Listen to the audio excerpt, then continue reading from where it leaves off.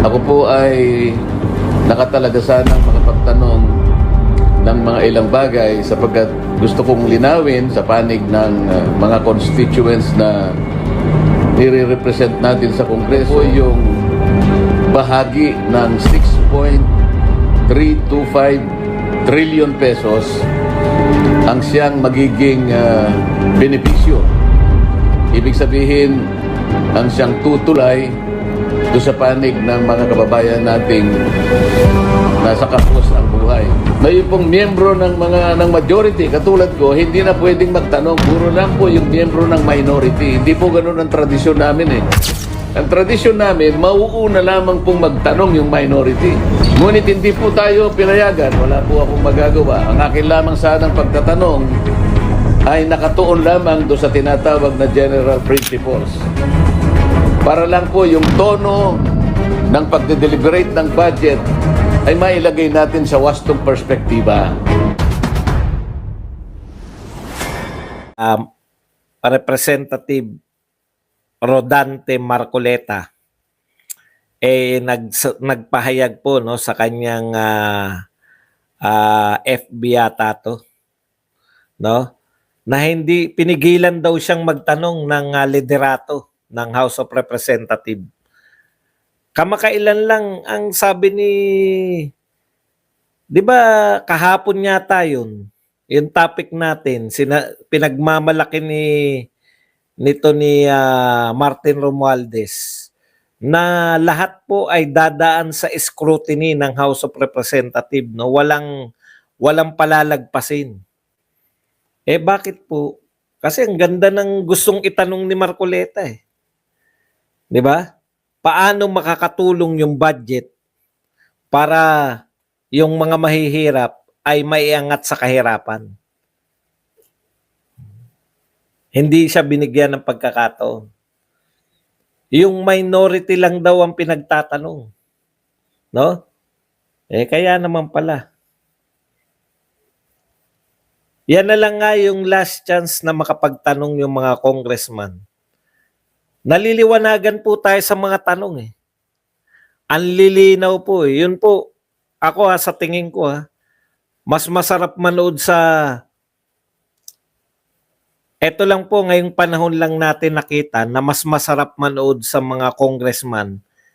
Mas ma-action po ang mga investigasyon sa Congress eh.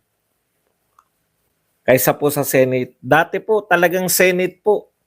No, bihira pong manood yung mga tao sa congressional hearing. Lagi pong Senate hearing yung pinanonood. Walang kamatayang alis go pa rin po kasi Senate eh. Dito po, nalalantad po sila, no? Grabe po yung revelasyon, lalo na sa mga tanong ni Herrera. Ni Representative Congressman Herrera. I-review lang natin ng konti Sa mga katanungan po, dalawa po yung nakikita nating kakaso-kaso. Kung may stricto po, talagang makakasuhan po. Una, yung mga pondo po, bilyon po yung pinag-uusapan rito. Yung mga pondo po na i-review lang natin May mga pondo po na tinatawag nating savings, hinahanap ni Congressman Herrera. Saan napupunta? Saan dinadala yung savings? Walang report. Wala na nagre-report. Dati, ang sabi ni Tatay Digong, open your books eh. Yung pera nila na budget nila ang pinapapaliwanag ni Tatay Digong, mas grabe pala to. Yung savings ng iba't ibang ahensya, wala na tayong alam kung saan napupunta yung savings na to. Sino-surrender po yan dito po sa treasurer. Tapos po, yung report. Report lang po hinahanap, hindi po pera eh. Wala na po talaga. Grabe po tong gobyerno na to. Harap-harapan po yan. Hindi po nila maipaliwanag. Ikalawa, nalabag sa batas na ginagawa ng mga yan. No? Yun pong mga nakatakda na revenues, no? Hinihiram, ginagamit ng national government Kinakatwira na ni Kimbo, diyan na hirap sa pagpapaliwanag si Kimbo. Ang tanong lang ni Herrera, simple, may batas bang pinagbatayan na pwede mong gamitin yung mga, anong tawag nga doon? Teka lang anin ko lang po yung kodigo.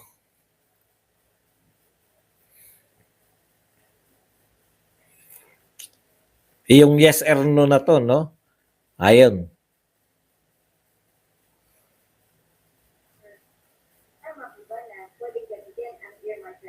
Earmark revenue. Yun po yung correct na words, no? Yung earmark revenue, pwede bang gamitin yan? Hindi po nila masagot kasi ginagamit nila pinagbabawal po pala ng batas yan. Kaya nga naka-earmark Matindi po. Napakarami pong mga paglabag na pwede pong busisiin nila. Pero ano po ang gusto nilang busisiin? DepEd budget under BP Sara. Ikalawa nilang gustong busisiin, ito po. Tinanong nito ni Castro. Alam niyo naman to si Franz Ito po ang tanong ni Franz Castro. Yung pong statement ng dating Pangulong Duterte, kaugnay doon sa sinasabi niyang dahil tinanong siya noon kung alam raw niya kung nasan si Kibuloy, ang sabi niya alam niya, pero secret. Would you consider that as obstruction of justice? Tanong ni Franz Castro. Sabi naman ni Bungalon, sinagot naman, publicly sinasabi niya alam niya kung nasan po si Pastor Kibuloy, pero ayaw niya po itong sabihin dahil ito po ay isang sekreto.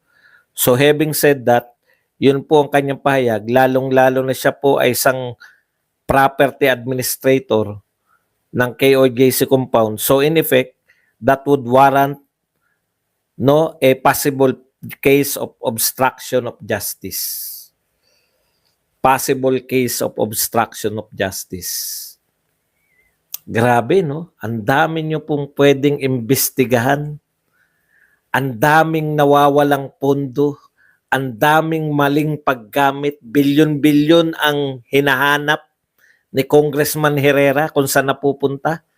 Bilyon-bilyon po ang in-earmark na ginagamit pa ninyo. Maling paggamit ng pondo. Pero Duterte pa rin. Sara Duterte pa rin. DepEd na Sara Duterte.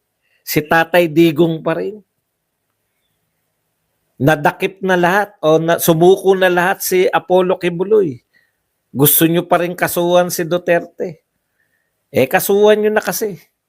Alam nyo, Franz Castro, meron ka ng karanasan, kinasuhan mo na si Tatay Digong. Bakit ayaw mong kasuhan uli para 2-0 ka na? Mahirap po talaga, no? Pag nagpapasya sa atin, dapat pag-isipan na to Kung wala pa po noon yan, wala pa pong mga convicted na mga senador at congressman. Ngayon pong may convicted na. Wala na po silang awat Panay kaso. No? Panay pagkakaso po. Kasi convicted Bakit po kaya hindi kayo gumawa ng batas na once na convicted na po? Kasi si Alice Go tinanggal nyo, di ba? Tanong, convicted na ba si Alice Go? Hindi pa. Wala pa pong hindi pa yata nasisimulan yung kaso ni Alice Go sa korte. Ano po pagkakaiba ni Alice Go bilang mayor at ni Franz Castro bilang congresswoman? Bakit po tanggal na si Alice Go sa pagiging mayor? Hindi pa naman siya convicted. Pero si Franz Castro convicted na, congresswoman pa rin. Walang malinaw sa atin Alam niyo po ba na ang alam ko pag convicted ka, bawal kang mag-hold ng office, di ba? O yung final. Hindi ko po sigurado, pero baguhin niyo po yung batas niyo. Dahil kung lahat po ng convicted ay pwede pa rin congressman, senador at presidente ng Pilipinas,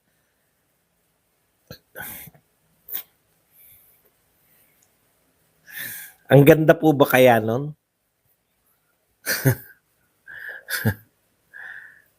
Di ba? Palagay na natin first time natin to nagkaroon ng convicted na congresswoman. Kaya nga po i-adjust nyo eh. Okay. Sino ka naman? Gusto mo, Gil Bongalon, naniniwala ka pala dyan. At ako ganito na lang eh. Si Tatay Digong matagal na po nagpapahinga bilang presidente, no? Kayo, lalo na kayong mga young guns, naniniwala pala kayo, nakakaso-kaso pala yung ginawa ni Tatay Digong. Maging mabuti kayong halimbawa. Huwag nyo lang, kasi black propaganda lang nangyayari. Kung hindi nyo kakasuhan si Tatay Digong sa sinasabi nyong obstruction of justice, black propaganda lang yan. Ano po ang pumipigil sa inyo para kasuhan si Tatay Digong dyan? Kung totoo yan.